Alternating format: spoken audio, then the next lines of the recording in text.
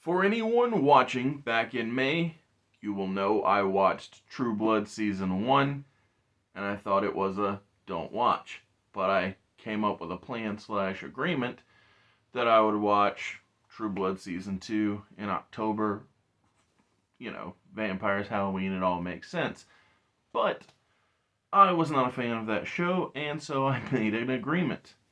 Mrs. Super Oz wanted to watch Only Murders in the Building, so we watched 5 seasons of that instead of 1 season of True Blood. And after those 5 seasons, I can say Only Murders in the Building started strong.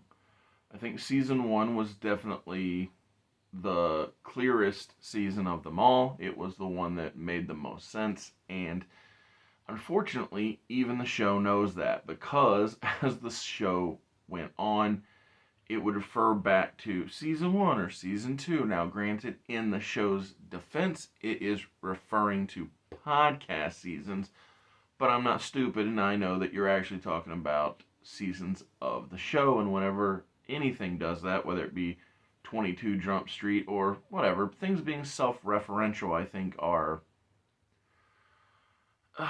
it's just lazy to me, because generally speaking, people don't talk like that, and when shows or films do it, it just feels like poor planning. But overall, I'll say this: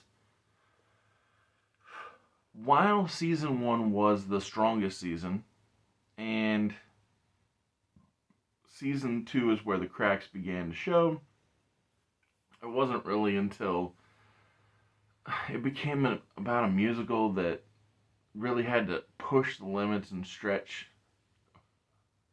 what was believable to even cause the death to happen in the building, where I was like, oh man, I'm out of here. And then in the 5th season, I was like, why are we. Not why, I know why, because you limited yourself so much, but they even had to add on parts of the building we didn't know existed multiple times just to make it make sense. And so with that, I think that Only Murders in the Building is kind of a don't watch. I don't know if it's meant to be a comedy. It's definitely not as funny as it thinks it is, and it's not as serious as it needs to be taken seriously. So there's that.